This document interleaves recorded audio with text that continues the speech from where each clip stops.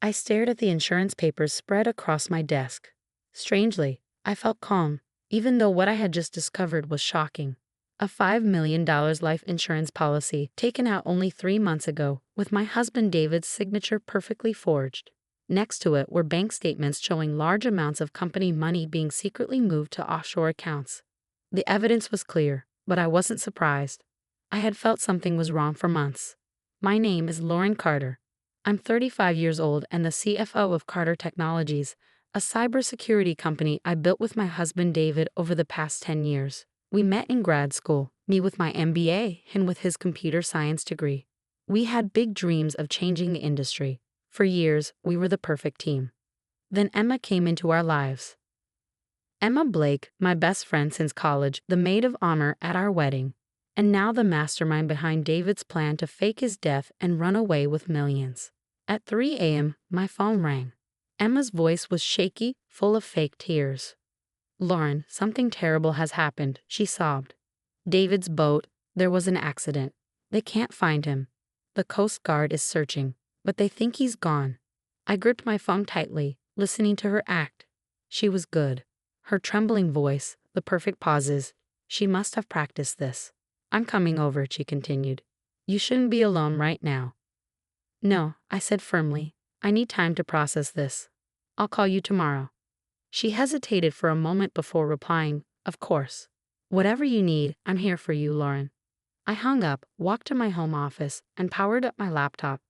I opened the tracking software I had secretly installed on David's phone months ago. His signal was still active, moving steadily south along the coast. Some accident. It had all started 6 months ago, small changes at first. David working late more often, guarding his phone, taking business trips that didn't make sense. Then I noticed strange activity in the company's finances. Nothing obvious, but just enough to raise suspicion. Emma began visiting the office more often, saying she wanted to support me and the company. She and David had long meetings behind closed doors. Strategy sessions, they called them. I pretended not to notice the stolen glances, the way they stopped talking whenever I walked into a room. I could have confronted them then, but I waited. Maybe my years in business had taught me patience, or maybe my anger was colder, deeper. 3 months ago, I hired a private investigator. Within weeks, the private investigator had found everything: secret meetings, hidden bank accounts, and fake insurance policies. David and Emma had been planning this for months.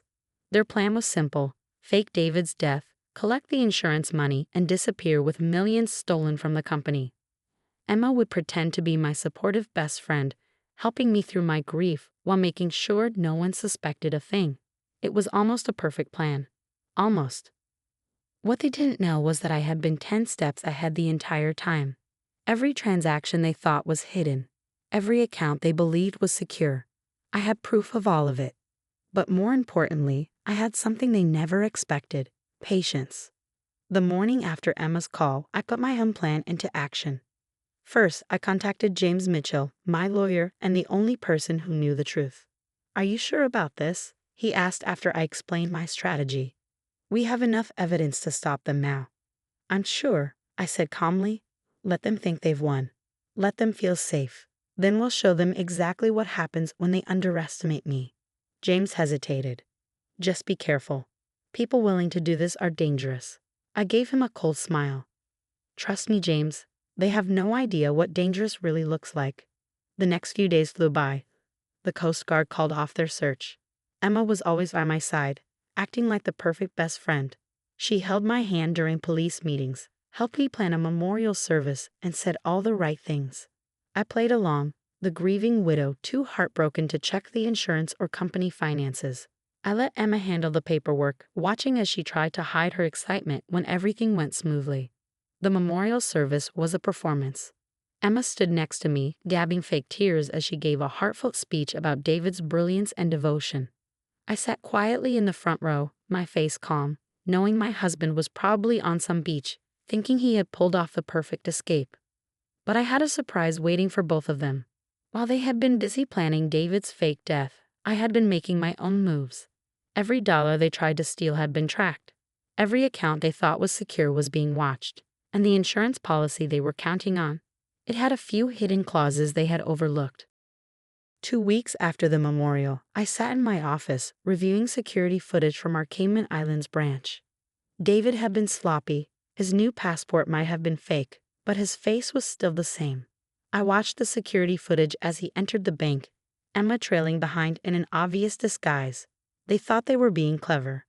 The insurance company had approved the claim with surprising speed, no doubt helped along by the forged Coast Guard reports Emma had submitted.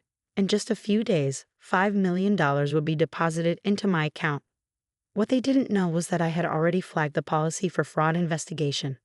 My phone buzzed. Emma again. She had been checking in regularly, playing the concerned friend while trying to gauge whether I suspected anything. "Lauren," she said softly when I answered. "How are you holding up?" "As well as can be expected," I replied, keeping my voice appropriately subdued. "Actually, I could use your help with something. The insurance money is coming through, and I'm not sure what to do with it all." A slight pause. I could almost hear her struggling to contain her excitement. "Of course," she said quickly, "whatever you need. Why don't I come over tomorrow? We can go through everything together." "Perfect," I said. "Oh, and Emma, thank you for everything. I don't know what I'd do without you." After hanging up, I opened my laptop and sent a quick email to James. Everything was falling into place. The next morning, Emma arrived early, armed with financial advice and fake sympathy. We sat at my dining room table, papers spread between us. "I've been thinking," she said carefully. "Maybe you should consider investing the money offshore, diversify your assets." I nodded thoughtfully. "That's actually a good idea. I've heard the Cayman Islands are good for that sort of thing." Her hand trembled slightly as she reached for her coffee. "Yes, I've heard that too." "Funny story," I continued casually. "Our Cayman Islands branch had some interesting visitors last week. Would you like to see?" Before she could answer, I slid my tablet across the table. The security footage played, David and Emma walking into the bank. Their pathetic disguises did nothing to hide their identities. The color drained from her face. "Lauren, I can explain." "Can you?" I cut her off, my voice ice cold. "Can you explain why my supposedly dead husband is very much alive and accessing company accounts? Or why my best friend helped him? Can you explain the forged insurance documents, the embezzled funds? Please, Emma, I'd love to hear how you spin this." She shot up from her chair so quickly it toppled over. "You don't understand. David and I love each other," she blurted out. I smirked. How romantic, faking his death, stealing millions, running away together like some cheap thriller movie. "He was unhappy," she said desperately. "We didn't mean to hurt you." I laughed, sharp and humorless. "Didn't mean to hurt me. You stole from the company I built. You helped my husband fake his death. You lied to my face for months. But sure, tell me more about how you didn't mean to hurt me." Emma backed away, eyes darting toward the door. "What are you going to do?" I stood slowly, smoothing my skirt. "Right now, nothing. You're going to walk out that door and call David. Tell him everything is fine. Tell him I'm still the grieving widow, completely in the dark. Then you'll both find out exactly what happens when you cross me. Lauren, please." "Get out," I said quietly. Then, as she hesitated, I added, "And Emma, enjoy your time with David while you can. It won't last long." She fled, leaving her papers scattered across the table. I sat back down, pulled out my phone, and dialed James. "It's done," I said when he answered. "She'll warn David. They'll try to move the money. Are we ready?" "Everything's in place," he confirmed. "The moment they access the accounts, the fraud investigation will be triggered. And the FBI is already interested. Turns out David has been involved in more than just embezzlement. He's linked to a major cybercrime ring." I smiled. Of course he was. David had always been greedy. It was one of the first things that attracted me to him back in business school. David's greed was his downfall. I knew he and Emma would try to move the stolen money fast now that they knew I was onto them. So I waited and watched as they panicked, trying again and again to access the accounts. 3 days after my confrontation with Emma, everything fell apart. The FBI raided their hideout in the Cayman Islands, thanks to the evidence I had given them. The look on David's face in his arrest photo was priceless, pure shock and realization. He finally understood who he had been up against. Emma tried to run but was caught at the airport.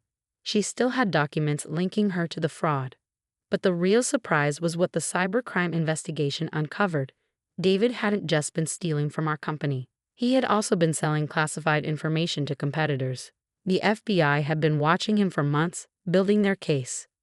Now, with the added charges of fraud and faking his death, he had no way out. I sat in my office watching the news. Reporters kept calling and business associates sent messages of support.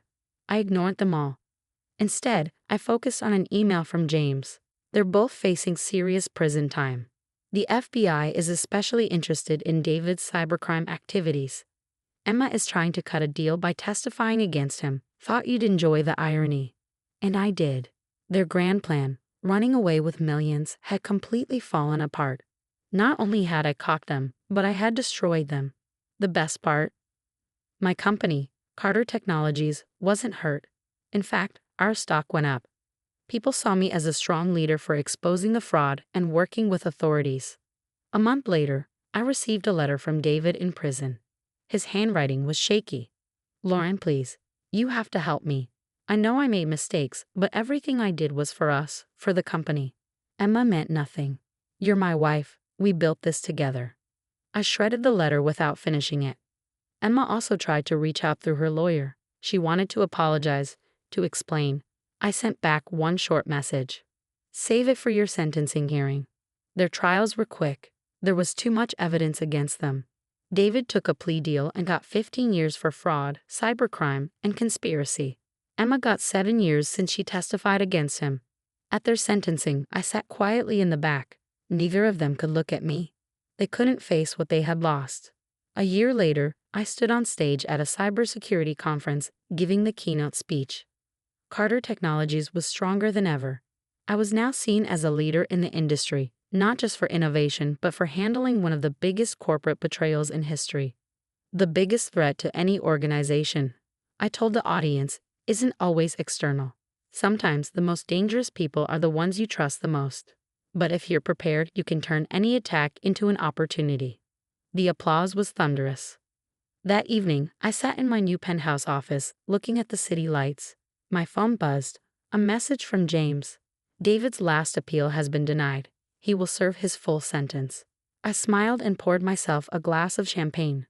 David and Emma had tried to erase me from my own story to reduce me to a victim. Instead, they became nothing more than a cautionary tale. And me? I was just getting started.